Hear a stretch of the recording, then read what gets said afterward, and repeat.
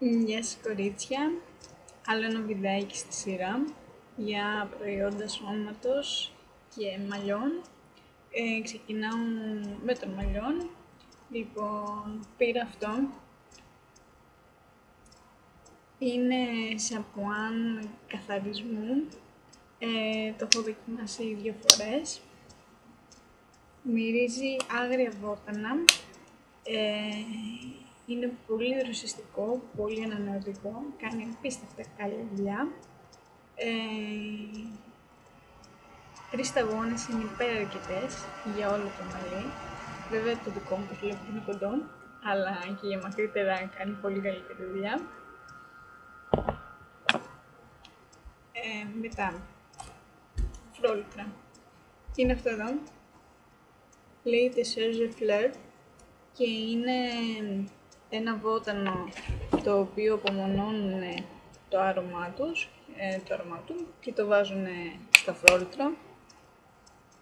Μυρίζει πολύ ανοιξιάτικα. Έχει μια δροσιστική νότα ανάλαφρη. 3 σταγόνες είναι υπεραρκετές για να κάνεις αφρό και για να καθαρίσεις. Η ποσότητα είναι 200 ml. Αυτό είναι... πόσα ml είναι?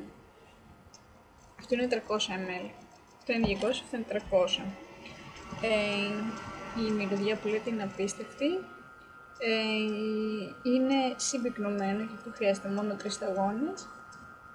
Η μυρωδιά κρατάει για ώρες, υπάρχει και σε άρωμα. Όποια δηλαδή θέλει να το συνδυάσει το φρόλουτρο με κάποιο άρωμα μπορεί, ή κάποιο άρωμα με κάποιο φρόλουτρο. Μετά, από μια σειρά που έχει πάρα πολλά φρόλουτρα, η Jardin du Monde. Αυτό είναι το grapefruit, μυρίζει grapefruit. Σου έρχεται να το φας στην κυριολεξία. Πάλι 3 σταγόνες, είναι και αυτό συμπυκνωμένο. Αυτό μπορείτε να το δείτε και στο πώς πέφτει. Βλέπετε. Έχει μια δύσκολη ροή. Πάρα πολύ καλά προϊόντα. Και γαλάκτωμα. Λίλα Smooth. Έχει άρωμα πασχαλιά. Ενυδατώνει απίστευτα. Είναι για όλο το σώμα. Κρατάει ενυδάτωση για ώρες χωρίς να κολλάει. Και μυρίζει. Δηλαδή σε ρωτάνε οι άλλοι, σε βρίσκουν και σε ρωτάνε τι έχεις βάλει και μυρίζεις τόσο ωραία. Αυτό. Τι άλλο? Αποσμητικό. Χαμομέλης. Περιττό να σας πω ότι είναι η πιο δροσερή μυρωδιά που έχω μυρίσει. Δεν μυρίζει ούτε σαπούνι, ούτε άρωμα, ούτε τίποτα. Δεν ασπρίζει στα ρούχα. Δεν σε πιάνει με τα φαγούρα. Κρατάει ολόκληρο το 24ωρο, ακόμα και να χωθείς, ακόμα και τρέξεις, το οτιδήποτε. Είναι δοκιμασμένο. Πάρα πολύ καλό προϊόν. Με χαμομήλι. Σας το συστήνω να το δοκιμάσετε. Και αυτά όσον αφορά την περιποίηση σώματος. Τρέχει ένας διαγωνισμός. Τα προϊόντα Yves Rocher πωλούνται από αντιπροσώπους όπως είμαι εγώ. Μπορείτε να απευθυνθείτε σε μένα και σε άλλους αντιπροσώπους αν χρειαστείτε κάτι και να γίνετε κι εσείς μέλη και να έχετε τιμές χονδρικής, οι οποίες είναι πολύ καλές, είτε να τις πουλήσετε είτε να τις χρησιμοποιήσετε για εσάς τους ίδιους. Εγώ στη σελίδα μου, η οποία θα είναι από κάτω, έχω ανεβάσει κάποια πακέτα προσφορών με χονδρικές τιμές. Μπορείτε να μπείτε να την επισκεφτείτε, να δείτε τι θέλετε, τι σας αρέσει ή να φτιάξουμε μαζί κάποιο πακέτο ανάλογα με τις ανάγκες σας.